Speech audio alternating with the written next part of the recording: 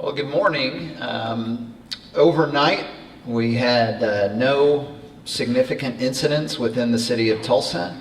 However, we did receive a great deal of rainfall, and as a result of that, the U.S. Army Corps of Engineers informed us this morning that the current rate of release from the Keystone Dam, which we had expected to taper down sometime Sunday, will now be extended into Wednesday. Now, for most of the city, what this means is that the water levels will stay around the levels that you see them at right now. However, for us, this does create an elevated risk for the areas behind our levees, particularly the levees that are west of downtown Tulsa. These are levees that were built in the 1940s. They haven't had a load on them like this since 1986, and at that time, 33 years ago, the load was for about 12 hours. What we're looking at in this situation is a heavy load on our levee network for over 140 hours, and that presents an increased level of risk for the city of Tulsa, Sand Springs, and the folks that, most importantly, the folks that live behind the levees. And so what we have decided to do now is to ask for the same kind of preparation to evacuate that we were asking for folks along the entire river corridor 2 days ago if they happen to live within the area where the flood of record happened to be.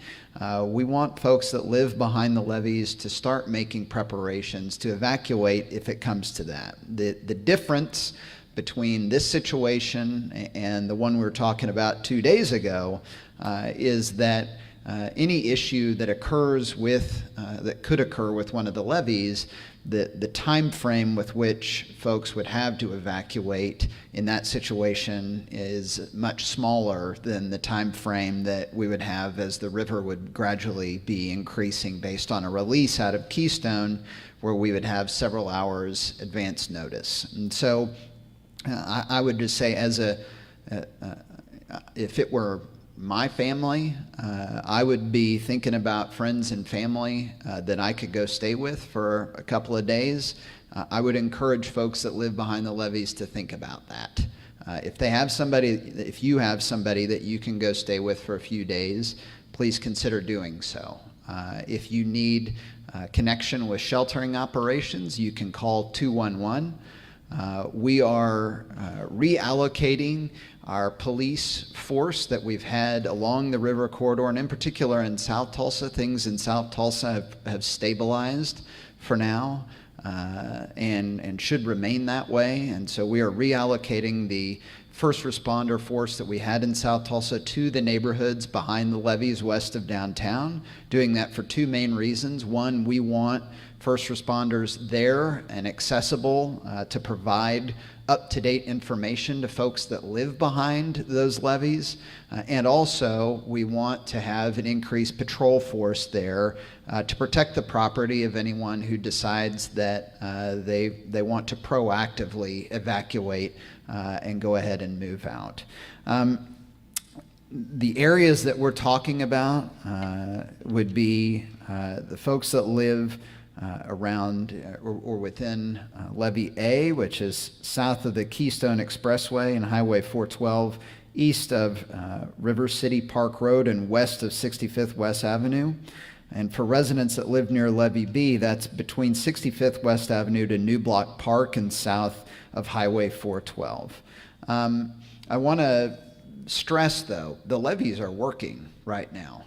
They're working exactly the way they're supposed to. We have teams that have been out monitoring them around the clock using all the technology that we have available to us. We've received strong support from the Army Corps of Engineers and the Oklahoma National Guard in that monitoring process. Everything's working the way it should right now. But in every step of the way throughout this event, we've always wanted to side with an abundance of caution. And especially when you're talking about such a powerful force as we have with this river out there, we want people to be cautious and to have all the information we do and to be able to take steps to protect themselves, their friends, and their family if need be. We want to have, now I'd like to ask a couple other things on that. So from an evacuation standpoint, if folks have any questions or need resources or assistance, they can call 211. If you're worried about you need to go to a shelter and you're worried about whether or not you can take your pets with you, Tulsa Animal Welfare has established a facility where people can shelter their pets temporarily at the fairgrounds. So that's available to you.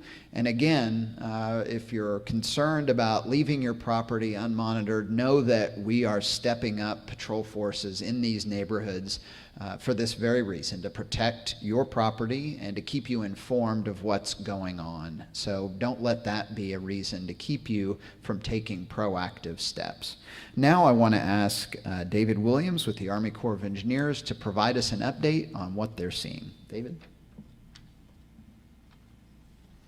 Thank you, Mayor Bynum. As you are aware, we are experiencing a historic flood, not only in Tulsa, but in all of northeastern Oklahoma.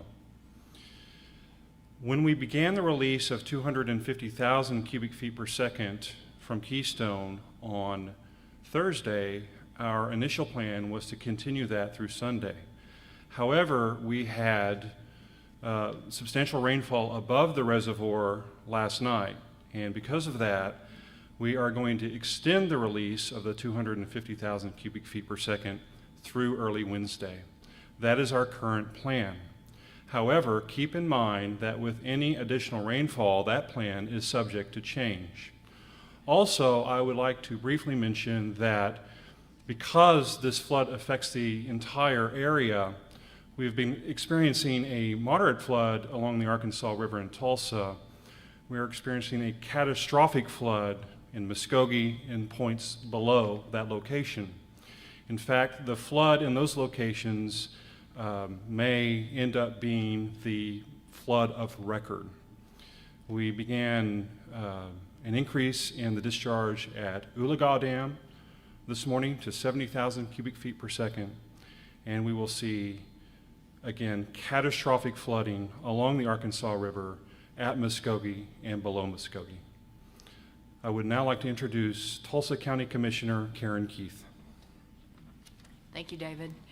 I just left the neighborhoods, the neighbors along the line, and appreciate all the information that the mayor just told you. Neighbors are still kind of in the area, and I would ask all of you, if you live in Mayfair or if you live in Lake Station, please gather your papers and go stay with a relative until this is over. The levees are in a precarious situation that they've never been in.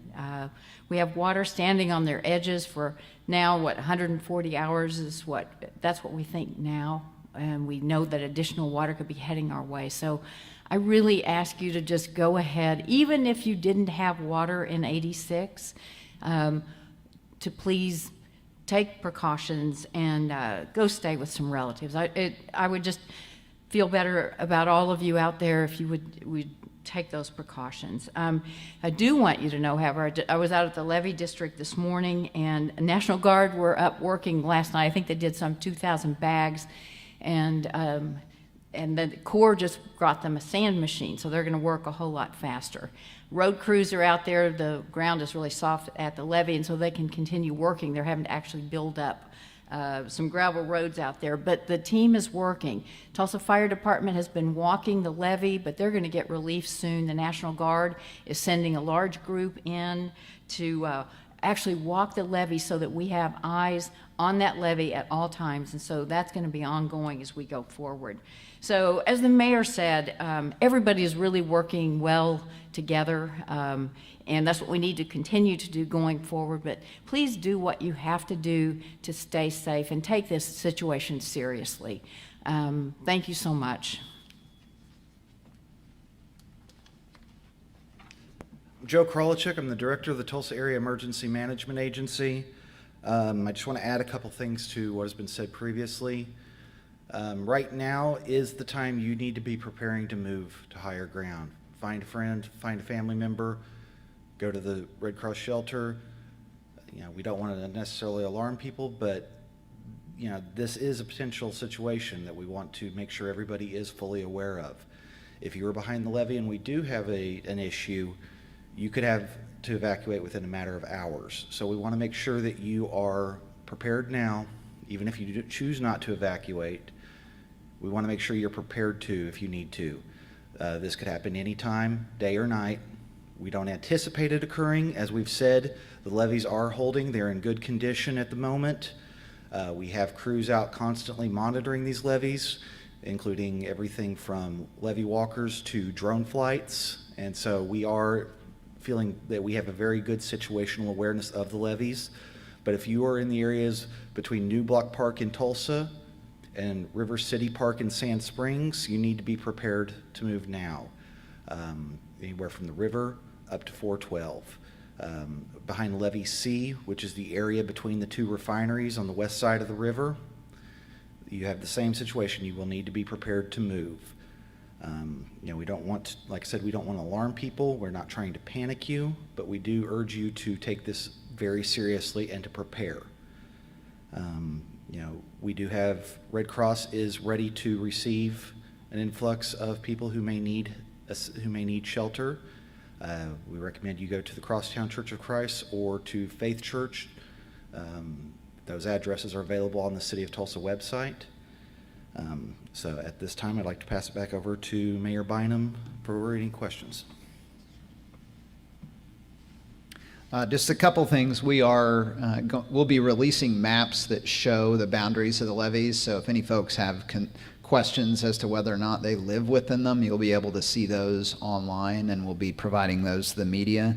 I would also reiterate what we said yesterday. We had just a ton of folks out in river parks yesterday wanting to see the high waters.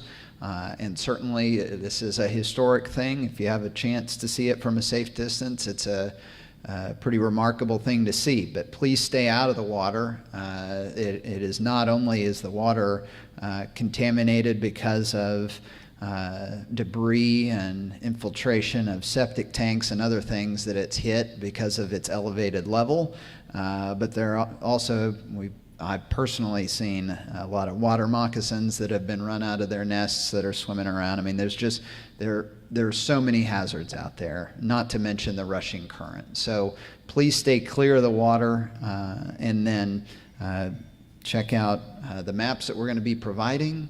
And most importantly, if you live behind one of these levees, please start taking steps to relocate yourself. The levees, we can't say it enough, they're working just fine right now. But the time frame in which folks would have to take action if something were to go wrong could be very brief. And so we want you to be prepared and potentially proactively move to somewhere else, as Commissioner Keith said so well. We'd be happy to take any questions that you have. How crucial are these levees? I know we spoke with one family yesterday that did not evacuate, and her answer was that they can swim. Is there anything you want to tell people with that mentality right now? The river, the current that it's moving at right now is extraordinary, and even the strongest swimmer could not handle the current that's out there, let alone the debris that's in it, or the toxins and wildlife that's in it. So again, this isn't just for little kids, this is for adults too. Stay out of the water. And then as far as how important the levees are, I mean, they're there for a reason. They were built for a reason, and they are there to protect people, and they are protecting people right now. But they are also over 70 years old, and they are earthen levees, and they have never been tested like they will be over the next 4 or 5 days. And so folks need to take that into consideration. If you and your family live behind it, the level of risk that you have in staying there is very high. And that's an unnecessary risk. You're being given a warning now that you can take precautions to relocate and eliminate that risk for yourself and your family. And I would reiterate again what I've said previously on this, that the way we have a tragedy on this is if somebody loses their life. And we want to give everybody in this corridor, and today in particular the folks that live behind the levees, the information they need to protect the lives of the people that they love and care about. Property can be replaced, but a life cannot. Are officers going around door to door in these spots behind the levees? No, they're not yet going door to door because there is not an imminent threat, but they are increasing their patrol presence in the area so that as information comes out, anybody who has questions, they can approach an officer or other first responder and ask them any questions they've got. They can get the latest information from them. And then also, it's really unfortunate that there are some real dirtbags that try to take advantage of situations like this and loot property if you don't have patrols in place, and that's why we've put these patrols in place to arrest anybody that might attempt to take advantage of folks who are trying to do the right thing. On a personal level, what's it like to see this all take place? Well, the thing that I keep coming back to in this is just how extraordinary it is to see the team that is working to deal with this response, whatever Mother Nature might decide to throw at us. This team is handling it. You have extraordinary levels of expertise in that room in our Emergency Operations Center across a broad range of different levels of government, nonprofits, and the private sector, all of whom are working together to really make sure that the people that live in this community and all of these communities along the river corridor are safe. And that's a remarkable thing to see. Years of preparation by so many people for this very moment being put into play and being put into play in the service of our neighbors who live along the river corridor. All right. Well, thank you all very much. We'll each be available for individual interviews if you'd like. Thank you.